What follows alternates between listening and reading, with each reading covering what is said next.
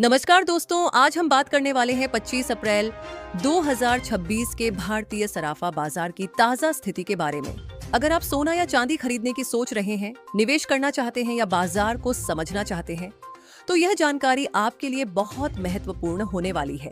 सबसे पहले यह सवाल आता है कि क्या अभी सोना चांदी खरीदना सही रहेगा या थोड़ा इंतजार करना चाहिए? क्या आज की हल्की तेजी आगे बढ़े उछाल का संकेत है या फिर यह सिर्फ एक अस्थायी रिकवरी है और बाजार फिर से नीचे आ सकता है? और सबसे बड़ा सवाल यह है कि क्या सोना 1,60,000 रुपये के पार जाएगा या अभी उस स्तर तक पहुंचने में समय लगेगा? अगर आज के बाजार को ध्यान से देखें तो कल की गिरावट के बाद आज हल्की रिकवरी देखने को मिली है। इसका मतलब ये है कि बाजार ने खुद को थोड़ा संभालने की कोशिश की है और निवेशकों ने गिरावट में खरीदारी की है।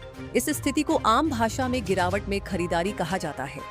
आज बाजार में बहुत बड़ी तेजी नहीं है, लेकिन यह संकेत जरूर मिल रहा है कि बाजार पूरी तरह कमजोर नहीं हुआ है और अभी भी इसमें मजबूती बनी हुई है। अब बात करते हैं सोने के ताजा भाव की। 24 कैरेट सोना आज लगभग 1,54,000 रुपये से 1,55,900 रुपये प्रति 10 ग्राम के बीच रहा। 22 कैरेट सोना करीब 1,41,500 रुपये से 1,42,500 रुपये प्रति 10 ग्राम के आसपास देखा गया, जो आमतौर पर ज्वेलरी के लिए इस्तेमाल होता है। वहीं 18 कैरेट सोना लगभग 1,15,500 रुपये से 1,16,900 रुपये प्रति 10 ग्राम के आसपास ट्रेड करता नजर आया। अगर कल के मुकाबले तुलना करें तो सोने में करीब 500 रुपये से 1,200 रुपये तक की हल्की तेजी देखने को मिली है। ये तेजी बहुत बड़ी नहीं है, लेकिन यह संकेत देती है कि बाजार में खरीदारी का सपोर्ट मौजूद है।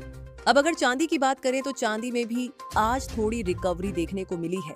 चांदी का भाव लगभग 2,58,000 रुपये से 2,63,000 रुपये प्रति किलो के बीच रहा। इसमें करीब 2,000 रुपये से 4,000 रुपये तक की बढ़त देखने को मिली है। हालांकि चांदी में अभी भी उतार चढ़ाव ज्यादा है और ये सोने के मुकाबले ज्यादा अस्थिर बनी हुई है।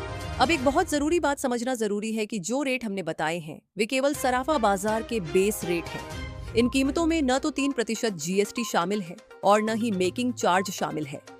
जब आप ज्वेलरी खरीदते हैं तो आपको इन रेट्स के ऊपर अतिरिक्त खर्च देना होता है। सोने पर 3% जीएसटी लगता है और ज्वेलरी पर अलग से मेकिंग चार्ज लिया जाता है, जो आमतौर पर 5% से 25% तक हो सकता है। इसीलिए असली खरीद कीमत हमेशा बताए गए रेट से ज्यादा होती है। अब सवाल आता है कि आज बाजार में यह हल्की तेजी क्यों आई? इसके पीछे कुछ मुख्य कारण हैं। अंतरराष्ट्रीय बाजार में सुधार देखने को मिला है, जिससे सोने की कीमतों को सपोर्ट मिला है। डॉलर में थोड़ी कमजोरी आई है, जो आम तौर पर सोने के लिए सकारात्मक होती है। इसके अलावा कल की गिरावट के बाद निवेशकों ने कम कीमत पर खरीदारी की है और बाजार में भरोसा अभी भी बना हुआ है। अगर आगे की बात करें तो विशेषज्ञों के अनुसार सोना शॉर्ट टर्म में 1,53,000 रुपये से 1,58,000 रुपये के बीच रह सकता है। अगर बाजार में मजबूत ब्रेकआउट आता है तो यह 1,60,000 रुपये के स्तर को भी पार कर सकता है। वहीं अगर दबाव बढ़ता है तो कीमतें फिर से 1,52,000 रुपये के आसपास आ सकती हैं। चांदी की बात करें तो ये शॉर्ट टर्म में 2,55,000 रुपये से 2,70,000 रुपये के बीच रह सकती है और लंबी अवधि में 2,80,000 रुपये से 3 लाख रुपये तक जाने की संभावना बनी हुई है।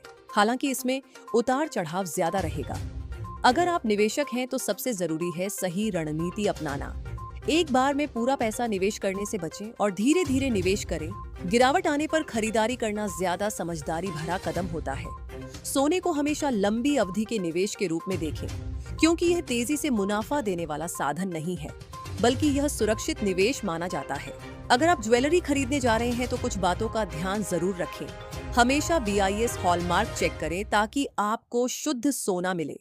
अलग अलग दुकानों पर मेकिंग चार्ज की तुलना करें और हमेशा पक्का बिल लें जिसमें जीएसटी और सभी चार्ज स्पष्ट रूप से लिखे हों। अगर पूरे बाजार को एक नजर में समझे तो यह कहा जा सकता है कि अभी बाजार करेक्शन के बाद रिकवरी के द्वार में है। सोना अभी भी मजबूत ट्रेंड में बना हुआ है, जबकि चांदी में थोड़ी ज्यादा अस्थिरता देखने को मिल रही है। इसलिए घबराने की जरूरत नहीं है, बल्कि समझदारी से किया गया निवेश इस समय एक अच्छा मौका साबित हो सकता है। अगर आपको यह जानकारी उपयोगी लगी हो तो ऐसे ही अपडेट के लिए जुड़े रहें। धन्यवाद।